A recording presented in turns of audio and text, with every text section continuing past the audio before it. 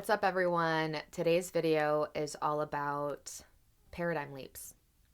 Leaps and paradigms. And I am going to do my best to allow this to be a very in depth, metaphysical, but also very practical video. So, what inspired this video is I posted a clip it on TikTok where I was talking about, how anxiety and, trauma and beginning of childhood when we haven't practiced or we haven't found methods to help restore the subtle body, how that actually eats away the life force, right? And in a very short amount of time, when we've learned how to restore the subtle body, when we've learned how to penetrate past these thick layers of density within the subconscious and the unconscious mind, how very quickly we can experience leaps and paradigms. And so someone was curious. She asked me if I would make a video on like what type of paradigm leaps you can expect. And so I'm sure she meant TikTok video. But I get a lot of my clippets for TikTok from my main videos that I'm doing here. So I'm really excited to go in depth. I've been asking Spirit, I'm like, I want to give them something. I want to bring something to them. But I know that this is not a process that I ever want to rush. I am really focusing on quality of content, quality of teachings and transmissions over the quantity, right? So they're going to be a lot longer, but they're going to be a lot more in depth. And there's a lot of juiciness throughout the entirety of these videos. And so I'm just aware not everyone has that attention span, or the retention rate might be a little bit lower, and that's totally fine. I know those beings who are meant to extract the fullness of it will stay for that. So, yeah, this video I can already feel is going to have multiple parts. We are going to start off with what is a paradigm, what is a paradigm leap. We'll get into the two main paradigm leaps, the two main types that I've come across or that I'm aware of. And then we're going to dive into the metaphysics behind what that is. So we're going to talk about densities, dimensions, and my most important part, or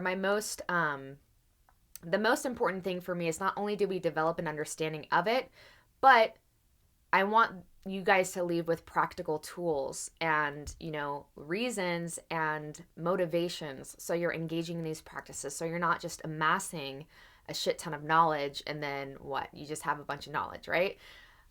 My intention is that you guys are experiencing this in your everyday life so you can experience these profound shifts, and so you can make more space for your soul stream to come through and to create life for you, right? So you're not feeling like you have to do it, and if you're not visualizing, then it's not working, or you're not going to have a good life or whatever, right? So I feel like there might be a few more points that I might have left out, but that's what I'm just remembering in this moment. So let's just get into it. So the first topic, I want to address what is a paradigm and what is a leap in paradigm. So a paradigm is a set of values, beliefs, thought forms, frequencies, you can say, that we tend to exist in within our everyday life, right? So sometimes paradigms can look drastically opposite, and sometimes paradigms can be quite similar. But ultimately, it is, again, just a bandwidth of ideas and beliefs that an individual is existing within. And what we know about thoughts and ideas and, thought forms, right? This entire reality is made up of thought waves and of just waveforms, energetic forms in general. I say thought waves just because that's one of the main ways that we can kind of gauge what type of paradigm we're in, is through thought waves, or through what our brain interprets those waveforms to be, right? So you can kind of gauge where someone's at. For example, when you're talking to someone, you can kind of gauge what their paradigm is based off of how freeing, how expansive their thought waves are, because generally what we're talking about and what we offer to other people through our expression is how we are experiencing and glimpsing reality, at least within that moment in time. What we know about thought waves and anything on this ephemeral plane is that it's always changing, it's always evolving, it's never static. Even though thought forms are always changing, some beings are so trapped, or so, solidified within their paradigm, that it seems like these thoughts are a lot less ephemeral, or changing or transient than they actually are, right? So you can also compare paradigms to densities. So this is something that is talked about in the spiritual communities, metaphysical communities, I believe maybe even law of attraction communities. And while some people might think those are all the same thing, there are some distinct differences between them. Just because you're practicing law of attraction and visualization techniques doesn't necessarily mean that you are that you are a spiritual individual.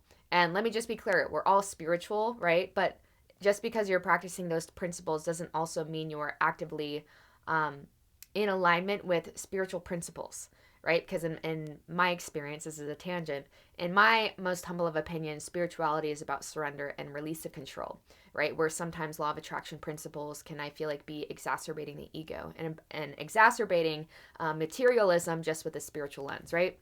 There's no judgment within that. I've dabbled in many realms within this incarnation, and I'm sure many, many, many other incarnations. So density is something that I want to talk about here. And I've heard density and dimension used interchangeably. And while they do in some ways build off of each other or can go hand in hand, there are some distinct things that differentiate them and set them apart that I would not necessarily use them interchangeably in the way that I've seen other beings use them interchangeably. So in terms of paradigm and in terms of density, right? So let's go back to that notion of thought waves or just existing within a certain frequential realm. You can think of a paradigm as you existing within a certain bandwidth, a certain frequential bandwidth, a certain realm, right? And so you can attest or you can compare that to, or that can oftentimes parallel what we would call certain densities, right? And so one of the ways that has really helped me grasp the idea of densities, or the idea of how much light is a being experiencing within their paradigm, and a really helpful way that I have grasped this conceptually is through the chakras, understanding the chakras. So if you think about densities, right, the higher you go in density, or the higher you are, perceiving the nature of reality, so the more unveiling of illusion you've done, the higher in density you are said to be, right? And this is not just talking about conceptually, right? Because we're talking about a leap in paradigm. So that's not just a leap in what you think, it's a leap in how you're carrying yourself and how you feel about yourself, right? Because then you've penetrated deep layers. You've penetrated not only the subconscious, but you're penetrating the unconscious, which is really what drives these narratives and what we think we can actually attract into our life, what we think we can actually experience, right?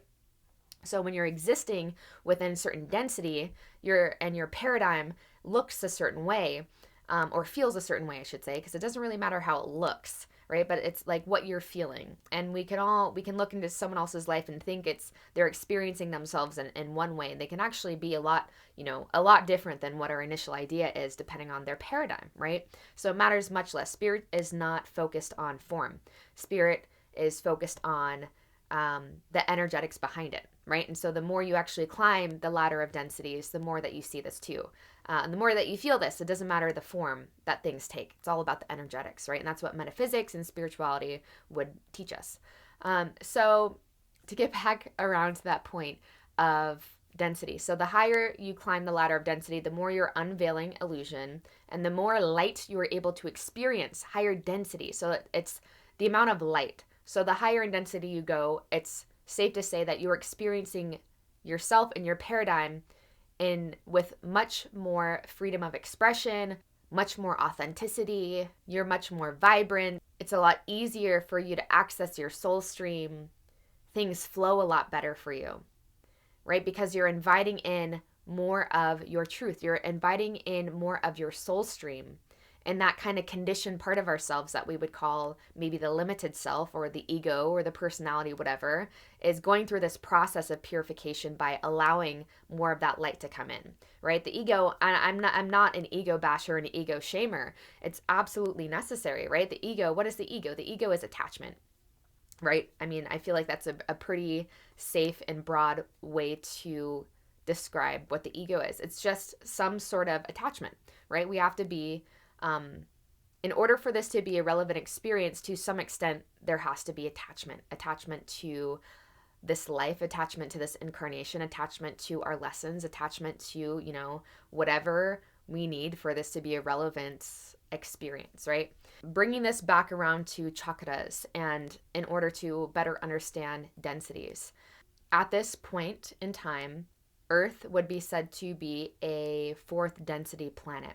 So if you think about this in terms of chakras, that would be sitting within a paradigm that is within the bandwidth of the paradigm or the energies or the ideas and the beliefs that are residing within the fourth chakra, or the green ray is how other entities or beings would describe it. If you come across a being that is residing within like a more of a yellow ray or like an orange ray, so like a second chakra or the solar plexus chakra, their paradigm might look a lot differently than one who is residing within the fourth density, a more fourth density paradigm, right? So someone that is in a lower density might experience life as survival and might experience it as take what you can get, being really resourceful, stabbing others in the back, stepping on top of people. And from their paradigm, that they're not necessarily doing anything wrong, right? They're just doing what they need to survive. So it's interesting because this whole idea and exploration of densities and paradigms can really show us how everything is relative. Everything is not one thing is good or bad, right? Nothing is good or bad. This is what I love. My Ayurveda teacher recently said this in one of my class modules, is that in Ayurveda, nothing is negative and nothing is positive, right? It's the context in which something is used, right? And so this is how we start to experience and how we can understand that truth is absolutely relative, right? As long as you're in this individualized form, you can see how truth is absolutely relative and how something that might seem completely barbaric to one being might actually be extremely relevant for an entity in regards to their paradigm and where they're at, right? So lower density, you can see how it's maybe much more primal. It's a lot heavier in veils, right? And so as you climb, as you make consistent leaps in paradigms, or as you're doing, just slowly chipping away, it's like you can understand how you would naturally start to embody those spiritual truths. Christ consciousness, unity consciousness. You're living by the golden rule. You see other as self and you see self as other, right? As you climb the ladder of density. So as I said, Earth would be considered a fourth density, fifth dimensional planet. There's beings that are residing on all ends of that, of the density spectrum. There are beings that are residing within many, many different types of paradigms, okay? So I feel like that is a good place to leave off in terms of like the metaphysics and the mechanics. I feel like that's in-depth enough so we can kind of understand where we're going in terms of how to make a paradigm leap. So the two main types of paradigm leaps in my experience are leaps and paradigms that seem like they are out of your control is the first one. So these are like activations is one way that I call it, or one way that my guides have called it in the past. And so I generally go by that because that's what it feels like at some points, where you have DNA or you just have codes that are a little bit more dormant, and by a certain point in your life or at a certain period, you had contracted your limited self, right? This is where multidimensional understanding comes into play too, because this is a multidimensional experience. You have this avatar that's playing out this incarnation, and then you have your higher self, your soul self, your much more pure self, right? That you've made this contractual experience that within this fractal of an incarnation, at a certain point, you're going to have dormant codes become very active. And so this is sometimes, where people can end up in psych wards over here in the West, especially because there's not necessarily context, versus in the East, there's practices and there's spaces for beings that have like Kundalini awakenings that seem very spontaneous, right? And these very spiritual activations, they have much more context. The East is much more spiritually oriented than we are in the West, right? So these activations, or these ones that seem like these paradigm leaps that seem like they're out of our control. We're going to be talking about the second type because, that's something that if it's written And that's where kind of destiny comes into play, like this idea of fate versus destiny. I do believe that, spirit ultimately, when you have an intention, when your soul stream has an intention for this incarnation, spirit will do whatever it can. Your higher self will do whatever it can to keep you on track with that. So sometimes that's where the activations can seem a bit messier than other times, depending on how much you've kind of strayed from that core intention, right? So getting into the second type of paradigm leap. Now, these are paradigm leaps where we are actively, intentionally doing our best, engaging in practices, and carrying ourselves, conducting ourselves in a way that will lead to a leap in paradigm. Now, let's talk about leaps and paradigms. We kind of needed, for this portion of this transmission, it is important to understand the subconscious and the unconscious mind, right? And this is something that I'm experiencing within my life right now, within my incarnation, immediately and directly and tangibly, I should say. So I'm really excited to extend this with you guys. So if you think about the subconscious mind, the subconscious mind is like a trash can. This is how, again, this is kind of like verbiage that I've heard it. This is verbiage and comparisons and analogies, I should say. This is how I've heard it broken down, and this is how my mind has been able to kind of digest this information. So the subconscious is like a garbage can. This is all of our thoughts and experiences and traumas and even victories, wins throughout our lifetime. This is the more accessible area of our mind that, it's not always at the forefront of our conscious mind, what we're conscious of in this moment, or what we're imagining or visualizing that moment, but it is easily accessible. Just like when you're driving your car and you don't necessarily have to know the directions or have the directions in front of you to go somewhere that you've been many, many times. That's the working of your subconscious mind. So it's not in front of you all the time, but it's very much so an active part of your narrative, right? And so when the subconscious continues to have things put on top of it, right? Debris, garbage, shit that you pick up, ideas you pick up from just being a part of this planet, being connected energetically, being influenced by other people's paradigms and the densities that they're operating under. And, just the storehouse of our own desires and fantasies, or the storehouse of, what repels us and what we don't like. You can see how very quickly the subconscious can be so muddied with garbage, right? And then even beneath that is the unconscious mind. So I believe it was Freud who would talk about the unconscious being kind of like where our deepest and darkest parts of ourselves lie. So if you've had a trauma, yes, you can access that on a subconscious level, right? But a lot of times that trauma has gone to an unconscious level. And I also believe the unconscious, speaking purely from Western, with Western words, I believe the unconscious is also the kind of the karmas that we've developed, the samskaras we've developed, not within this lifetime only, but from other lifetimes. So, another way that I've been talking about the subconscious just from a much more spiritual lens is by using the word karma. That's essentially what it is, right? The subconscious is the storehouse of your habits, of your patterns, of, just where your energy has gained the most momentum, right? That's what makes up your paradigm. So that also is your karma. Your karma goes hand in hand with that. That's the patterns. That's the energy. Whether you like it or not, whether it's positive karma or negative karma, what is your default mode of operating, right? And so if not only the subconscious has all this garbage on top of it, and then you have the unconscious underneath that, you could see how it might be very challenging to make a leap in a paradigm. If you have so much shit, even within a fourth density being, you can have so much garbage on top of what it means to be residing within, the green ray, a paradigm that inhabits mainly green ray frequency, bandwidths, and thought forms, right?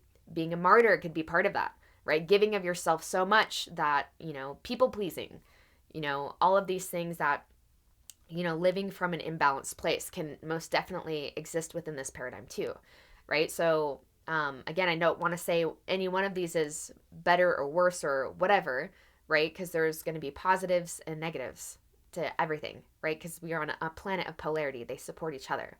So it's interesting that the higher naturally that you climb in densities, or the more that you're like, all right, I'm tired of living this way.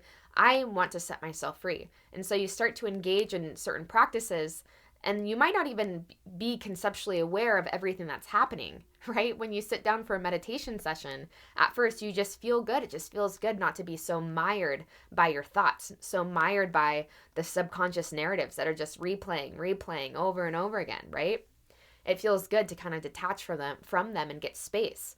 But then it's also important, or it can be really interesting to understand, well, what's actually happening when you make space between your thoughts and your identification with them. So your conscious awareness of the subconscious patterns is what creates a necessary space, right? If they're just running and you're believing all of it, it's safe to say that you are also identified with it, or there's not enough Shakti to separate you from it. Shakti can just also is another way of saying energy. You haven't developed enough energy in order to separate yourself from it.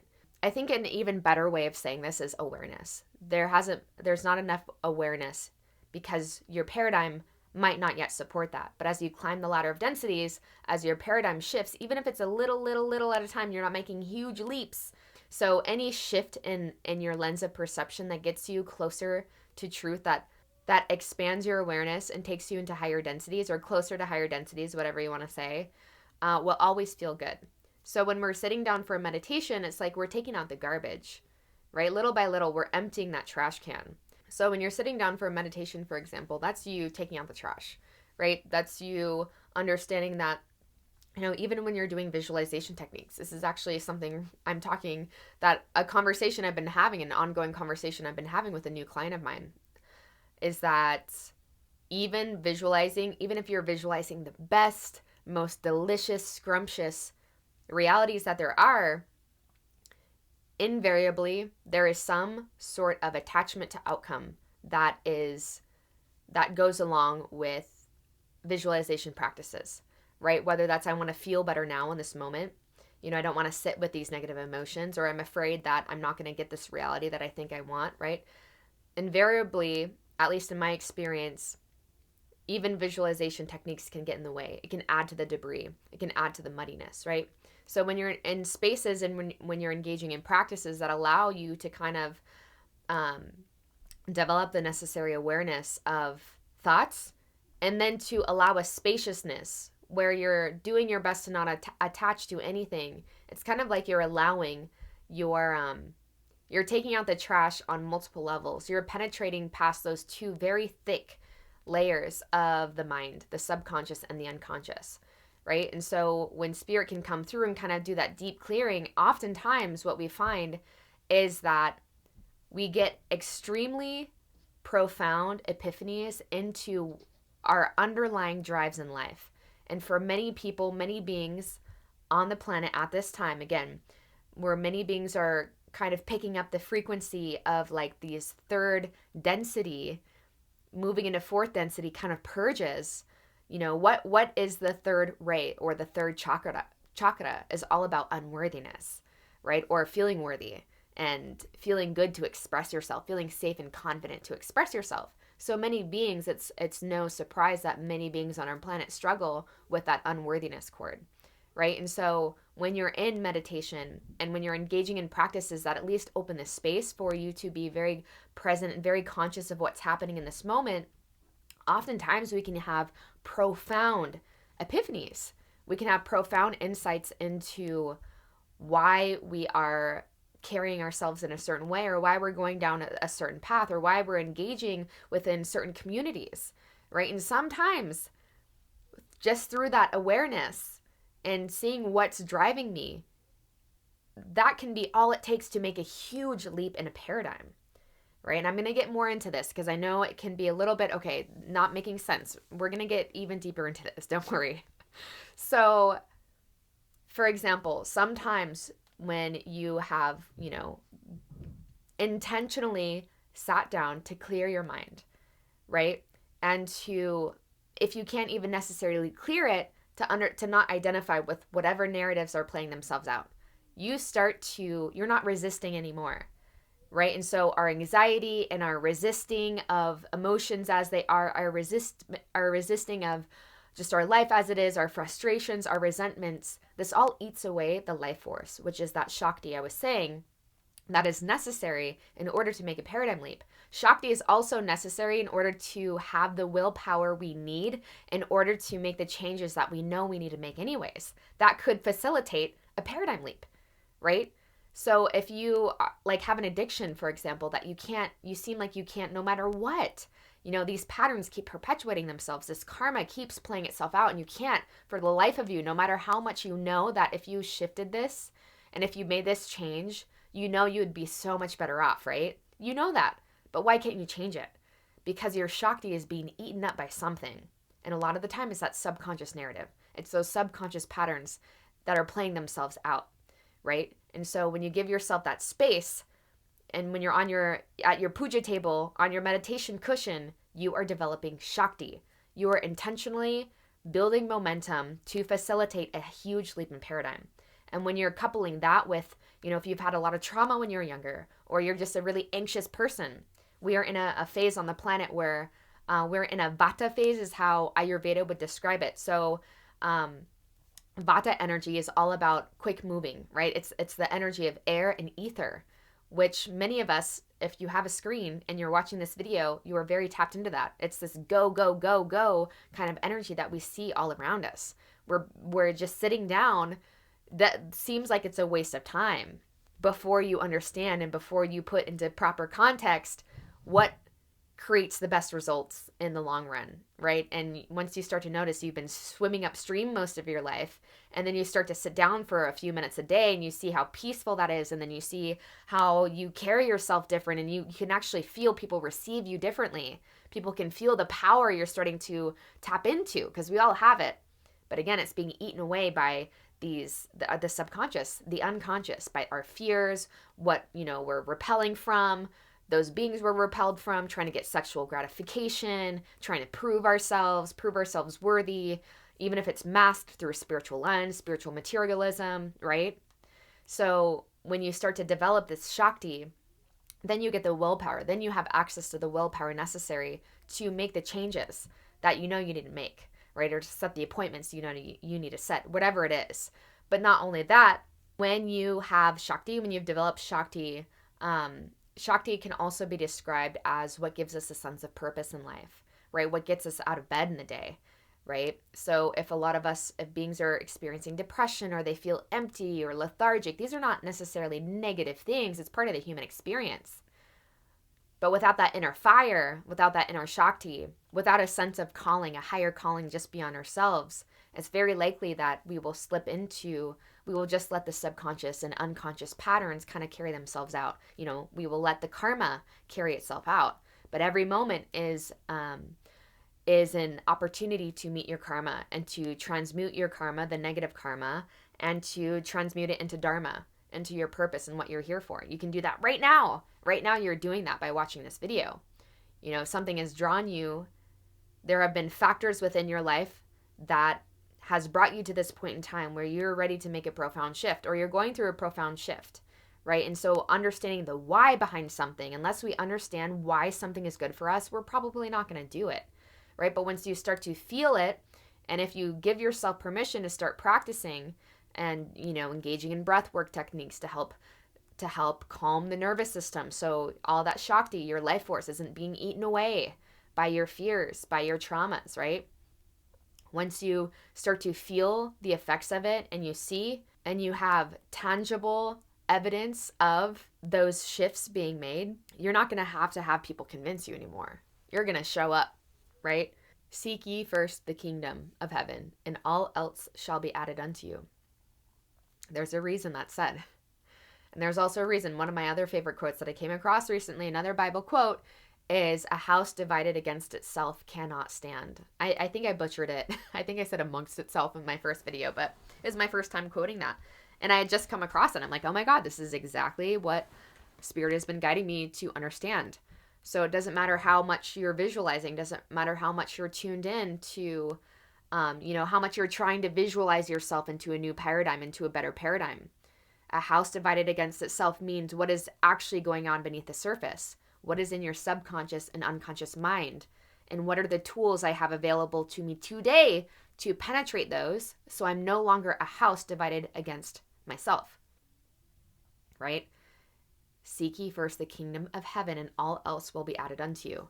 Oftentimes, what I've noticed within, the more that I utilize just meditation, for example, is I've made leaps in paradigms, or I've had leaps in paradigms where a path that I was on, I was able to finally see what was actually the underlying factor of why I was staying on a path that I felt why I was staying on a certain path and not breaking away from it when a higher part of me, or you could even say a deeper part of me, knew that I needed to go a different direction. Right? And so oftentimes these leaps and paradigms are like you have an incredible epiphany into what's driving you.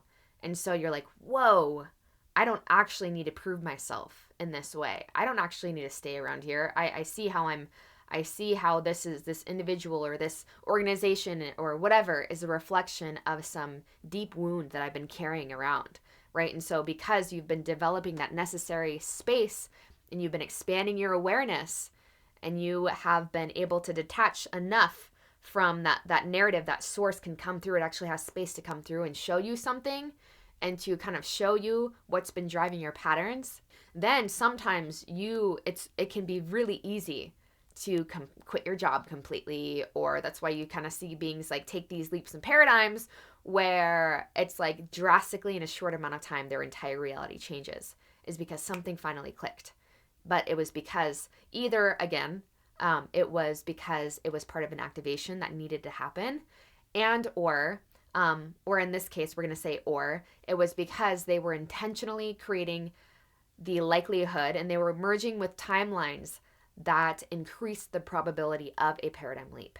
Sometimes, too, these paradigm leaps aren't just like quitting your job right now. I know I just use this example because it seems like within self-help and within spiritual communities, it's a really fun topic to talk about, is quitting your job, like saying F you to the man, you know what I mean? And just doing your own thing. And while I do believe that's kind of where Earth is headed in terms of like, getting out of this like slave labor that the world seems as normal to operate under, trading your life just to survive. While I think that is, part of the fun of this transitional period we are in on the planet at this time, that's not always a relevant experience for beings. And if the, again, subconscious and unconscious karmas and patterns have not been addressed, then oftentimes that can create more harm than good for an entity. So I'm never going to say just quit your job to someone just because that's been relevant for me, because I understand we're all at different points. Again, we're all operating within different paradigms. And if your mind says one thing, but your paradigm that you're actually in and the densities you're operating under says another, that house cannot stand. At some point, man, it's like you're gonna, you'll find yourself in a position, or you'll go back with your tail between your legs or something, right? So this is where it's also important to honor the process, honoring the process of transformation. So sometimes too, these leaps and paradigms can just be coming at something from a much more balanced perspective. So you just feel more balanced, and because those inner shifts have occurred, because you are starting to see and feel and experience that you were so much bigger than just these fucking tiny and insane thoughts.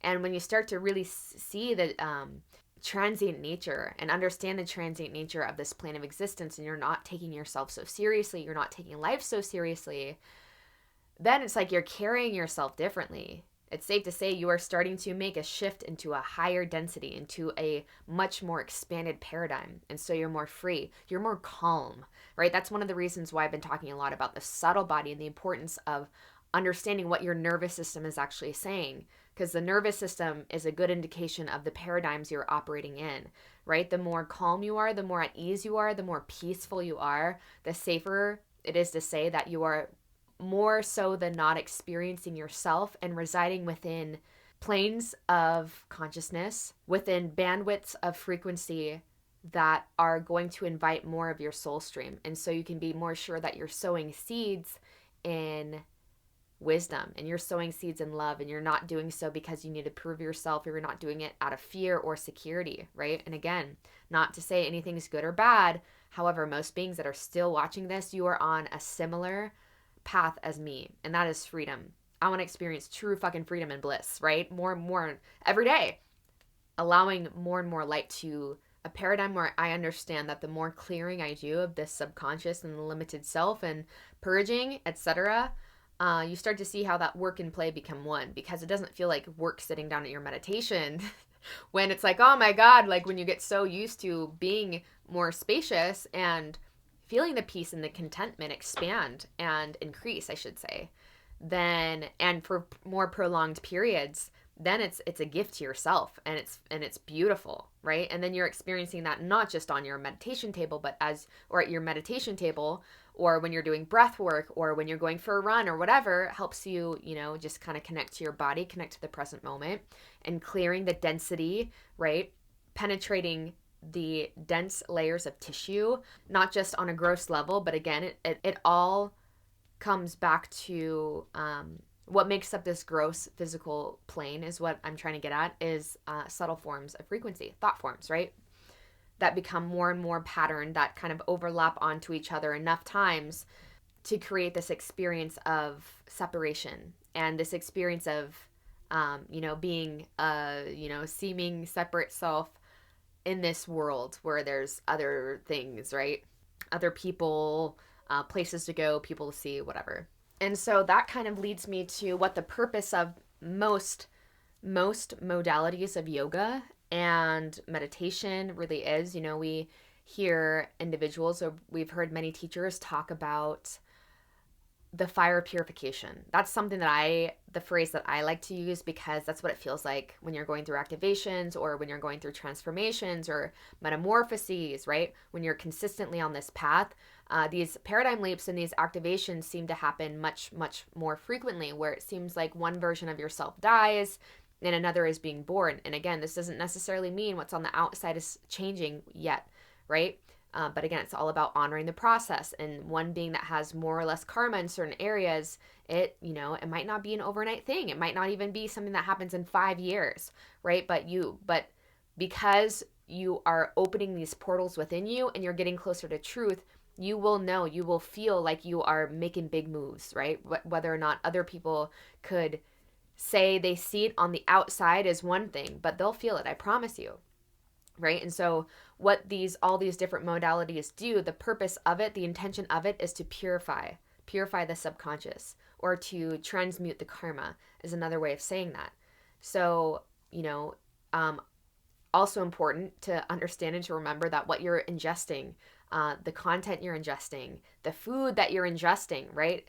Sometimes we separate mind from body, but it's an entire system. When you understand, psychosomatic disease, or, even when I was teaching fitness, and even now being very active most of my life, you understand mind and body and the emotional and the spiritual body all go hand in hand. And so as many ways as you can, you're working on purification, not to the point where you're hyper focused on what you're putting into your body to the point that it creates mental distress, right? So eating that fucking chocolate bar if you need it, right? Again, balance, moderation, everything in moderation. The middle path, that's what the Buddha said, walking the middle path. So you're not completely celibate, but you're not fucking everything you see, right? That kind of thing.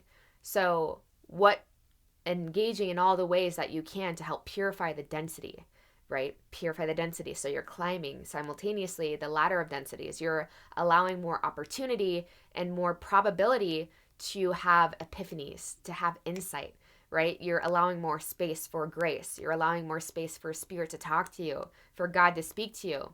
It's one of my favorite quotes is, prayer is when you talk to God. Meditation is when God has the opportunity to talk to you, right?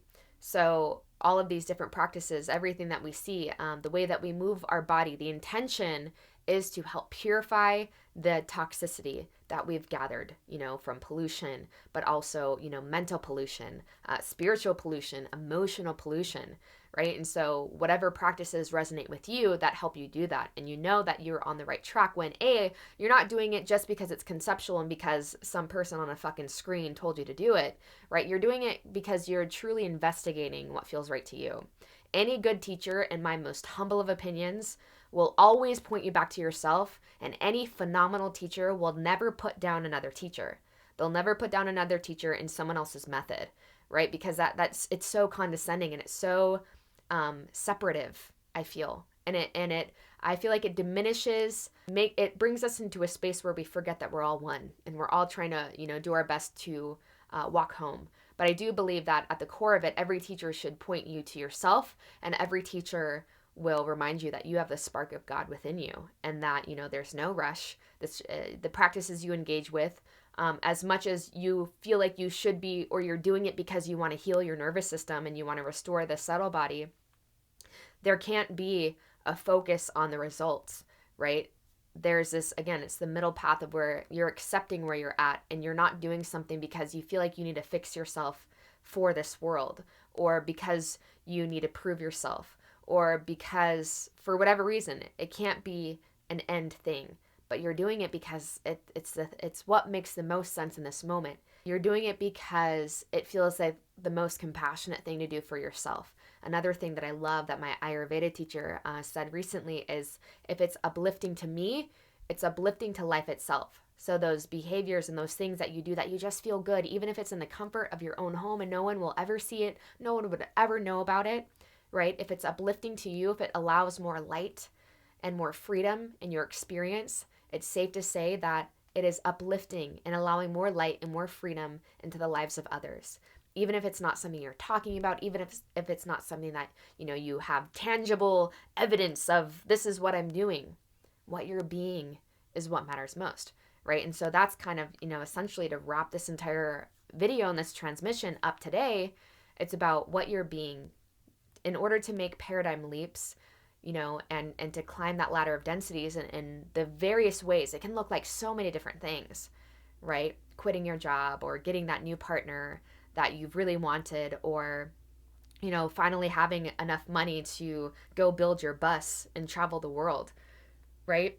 It can look like that. It can look like a better relationship with your kid. It can look like you're actually stopping and really feeling so grateful and seeing oh my God, I'm so lucky. I'm so blessed, right?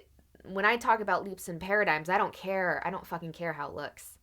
What does it feel like? That's a true leap in paradigm, is when it's gone from concept and what I need to see, that the proof I need to see that I've made a change, versus what do you feel? And you're carrying yourself differently. You're much more calm. You're not talking over people. You're saying the right thing at the right time. It's because you've made space and you're calm. And you're living within a certain framework that allows grace to do the work for you. You are then what is known as an instrument of the divine. You've created enough space, so you are the vessel for spirit, your soul self, your soul stream to come through and work through you.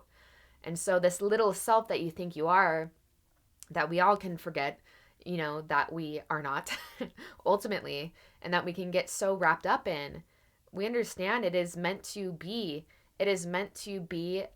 the opportunity to witness firsthand from a separate seeming self, the glory of God. And that's where the beauty comes in. That's where I feel like the relevancy of incarnation is getting to see, all right, as I make these leaps and paradigms, sometimes big at once, right, to where you shoot up, 1-2 densities at a time, because you've just been chipping away slowly to where these ice blocks finally just, you've been making tiny little dents or chips, and finally just blocks fall off, right, and reveal to you more of who you are, the more truth. These veils are just falling away, right? Just being in awe of not only what that feels like, and residing more, again, seeking the kingdom of heaven, but seeing how all else is fucking added to you. That is the beauty of it. The relationships, the people, right? The experiences, the opportunities. and you're enjoying your humanity too. It doesn't mean you're going to be on, the high all the time. That's not fun. That'd be boring, right? You're enjoying the entirety of it. And you really know that you're residing in higher paradigms when you don't need it to look a certain way, again, because most of the time, especially in this era, this very high Vata, like where we're all connected in many ways and telepathy is increasing, and the ways we can stay connected is increasing. It's like you're not doing things because you need to show someone how good you're doing, right? But you're doing things because that's just what feels the most loving in each moment, even if that means lying on your bed for a couple days, binging out on YouTube videos, even if that means, just meditating 2 to 5 minutes in little bursts throughout your day. I've heard many teachers, I've heard one teacher in particular, his name is Joel Goldsmith. He talks a lot about meditation. That's like his path is, or what his incarnation was really about, was bringing people to what it means to have God experience and to experience more, to experience longer periods within the kingdom of God or whatever. When you're so present and you're penetrating through the field of illusion so much so that you experience it. You can experience more of your true nature, right? If our true nature is love and bliss and ecstasy, why aren't we experiencing it? That's that subconscious mind. That's the unconscious mind. That's the karma, right? That we've developed not within just this lifetime, but throughout a myriad of lifetimes too.